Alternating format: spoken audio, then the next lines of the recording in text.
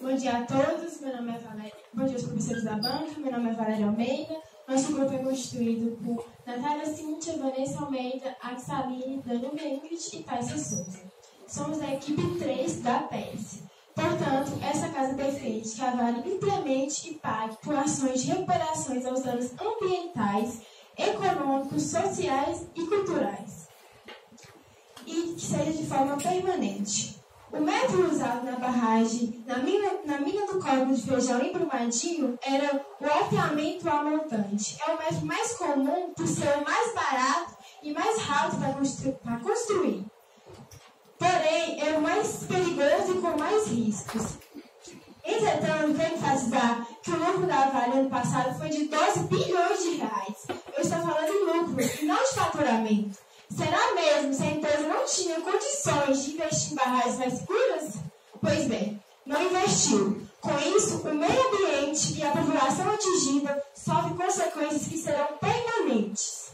Nós estamos defendendo que a reparação seja permanente, pois os danos ambientais, culturais, sociais e econômicos serão permanentes. Diversas espécies de animais foram extintas, várias bactérias que são presentes no solo, que são de suma importância para o ecossistema, jamais será reconstruída. A população sofre com transtornos psicológicos, a cidade está em completa depressão e as futuras gerações não verão os patrimônios culturais que demoraram anos para ser construídos pelos seus antepassados. Tudo isso por negligência da empresa. Portanto, abordaremos todas as questões pertinentes, todos os argumentos necessários para convencer vocês que a Vale deve pagar por todos os danos causados em Brumadinho e que esses danos sejam de forma permanente, pois a empresa sabia que tamanho desastre poderia acontecer e não tomou nenhuma medida para que evitasse. Nossa sustentação será embasada nas seguintes argumentações: recuperação econômica, danos ambientais, recuperação sociais e recuperação culturais. Passo a palavra para a minha colega.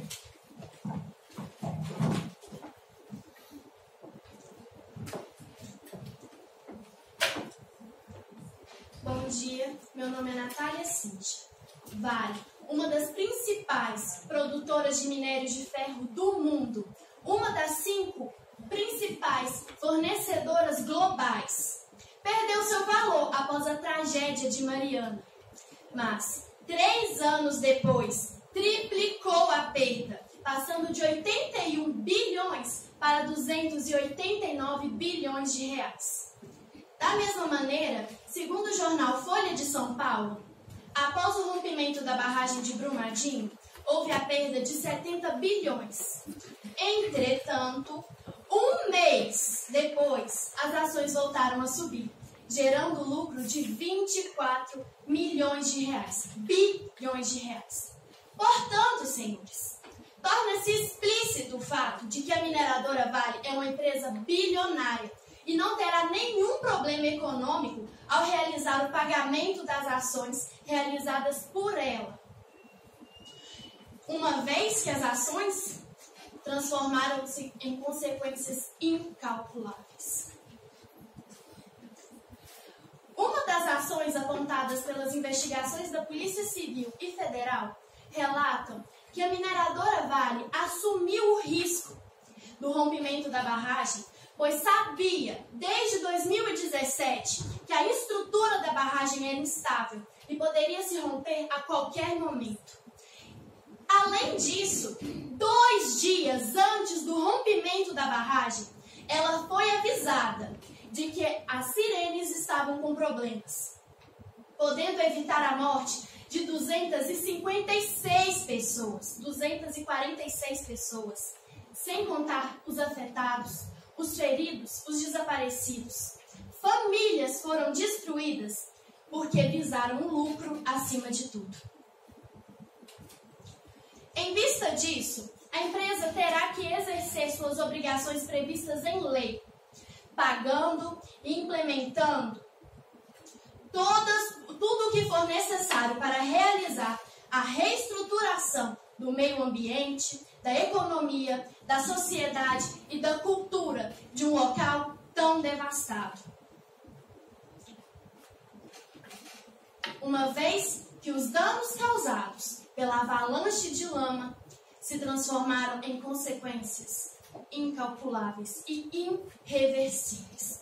Como ocorreu em Mariana, em que 80% do que foi destruído pela lama não terá volta, foi perda.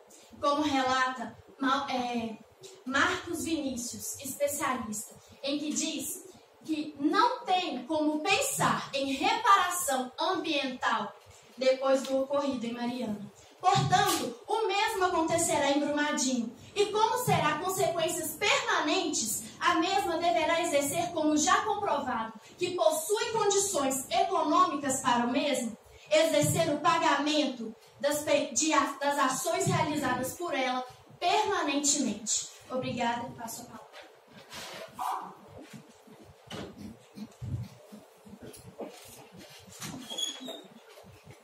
Bom dia a todos, meu nome é Vanessa. O impacto ambiental causado pela enxurrada de lama após o rompimento da barragem do Brumadinho será sentido por anos, pois os enormes danos causados por ela. Em relação a Mariana, a área afetada é maior, mas o impacto não, pois esse tipo de tragédia provoca uma reação na cadeia e na floresta. Em virtude da grande quantidade de rejeitos e da velocidade que foram liberados, a lama destruiu grande parte da vegetação local e provocou enormes mortes de diversas espécies, provocando assim uma enorme perda da fauna e da flora. E esse rejeito de mineração atingiram ainda o rio Paraopeba, que é um dos principais afluentes do rio São Francisco, e a grande quantidade de lama torna a água imprópria para o consumo, além de diminuir os níveis de oxigênio obtido na água, o que desencadeou enorme morte de diversas espécies de animais e de plantas aquáticas. E ao matar a vida microbiana dos solos e dos leitos dos rios, o impacto ambiental será de duração de décadas. E é importante também salientar que o bioma daquela região era o bioma de Mata Atlântica, que é um dos mais biodiversificados e foi destruído pela lama. E quando a lama secou, formou-se uma camada dura e compacta, que afetará diretamente na fertilidade do solo, causando danos irreparáveis.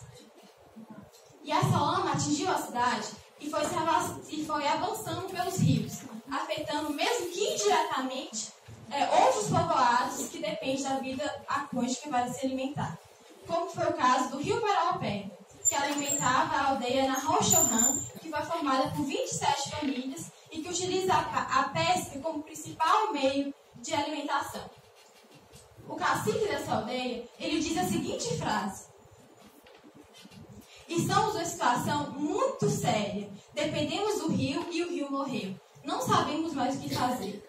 Ele conta falando que a morte dos peixes e o odor já faz parte da pequena comunidade.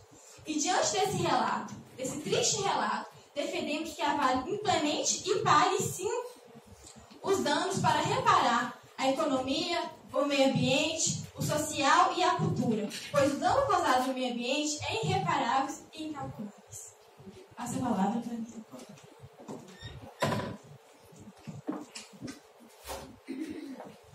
Bom dia, meu nome é Atsa. Eu vou falar um pouco sobre os danos culturais ocorridos em Brumadinho. O valor cultural de Brumadinho é muito importante para o estado de Minas Gerais e para todos nós. Pessoas do mundo inteiro iam para lá para conhecer o município e também o maior museu ao ar livre do mundo, que é o Inhotim. Só que com o rompimento da barragem, tudo isso foi prejudicado, porque hoje as pessoas têm medo de ir lá. Medo porque existem 2 barragens que têm risco de romper e também porque quando pensamos em Brumadinho, logo vem na mente aquela cena horrível da lama arrastando tudo pela frente. Então as pessoas, elas têm medo de ir para lá. Então tudo que eles construíram ao longo da história foi perdido a partir do momento em que a barragem se rompeu. E não porque eles foram levados, e sim porque existe esse medo das pessoas e o receio de ir acontecer igual aquelas pessoas que estavam na pousada que foram levadas pela lama. Então, a nossa casa defende que a Vale ela tem que pagar para reestruturar o município, tudo que eles construíram de valor cultural, o turismo, para que não seja perdido. Então, Com isso, eu passo minha palavra para a minha colega. Muito obrigada.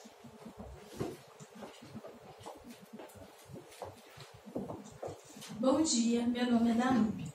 Conforme a Folha de São Paulo, foi relatado que a Vale, no dia 18 de abril de 2018, tinha conhecimento eventual que haveria um rompimento na barragem. E esse rompimento atingiria principalmente a sede administrativa, o refeitório e as áreas industriais da Minas, locais onde estavam todos os seus funcionários. E desse modo, a lama poderia chegar até 65 quilômetros de distância. Assim, o único método de segurança usado por ela foi um acionamento sonoro. Conforme o diretor da mineradora Vale, Fábio Chamurtz, ele fala que as sirenes não funcionaram. E ele fala que as sirenes não funcionaram porque a lama as arrancou. E ele diz que foi um acontecimento usual. Não é simplesmente um acontecimento usual. Barragem não vão sair se romper no dia a dia. Não é algo cotidiano. Ele diz que o rompimento foi rápido e que arrancaram as sirenes e o povo ficou sem saber. Se as sirenes eram um mecanismo de segurança de todos os funcionários e da população, como eu posso colocar somente uma única sirene que ainda vem a falhar no dia do rompimento da barragem? Conforme a engenheira geotécnica em especialização de fiscalização e ações sociais, Rafaela Baldi, ela fala que a sirene realmente poderia ter falhado, mas que é obrigação da Vale ter mais que um mecanismo de segurança, pois ela deveria ter projetado outro plano. E ela deveria ter colocado alarmes e muitas sirenes. Como aquilo era o único método de segurança dela e ela tinha total certeza que aquilo ali poderia vir a se romper, ela deveria ter usado com mais segurança aquele método. Assim, eu queria citar para vocês que a diretora ambientalista da Superintendência da Secretaria da SEMAD, Isabel Cristina Roquete de Menezes, que veio a conceder à Vale licenças irregulares desde quando trabalhava no Ministério Público, se aposentou no dia 25 de abril de 2012. Nesse dia, após 2 anos de ter ocorrido sua aposentadoria, ela foi contratada pela Vale, onde ela veio a cometer 25 licenças irregulares. Desse modo, fica explícito que, conforme o deputado Noraldino Júnior, do Partido Social Cristão, integrante da Comissão Parlamentar de Inquérito em Brumadinho, que ela começou a assinar de forma diferenciada quando trabalhava no Ministério Público. E quando veio trabalhar na Vale, ela assinava como Isabel Roquete. E ela assinava antes como Isabel Cristina. Peço à banca que analise a diferença das assinaturas, mostrando assim a evidência negligenciada por ela. Porque ela fazia isso para conceder licenças irregulares. Dia 18 de abril de 2018, a Vale tinha concretamente a certeza que a barragem poderia se romper. Mesmo assim, no dia 11 de dezembro de 2018, ela pediu a licença. E no dia 25 de janeiro de 2019, 9 meses, praticamente uma gestação, a barragem veio a se romper. Obrigada, pastor.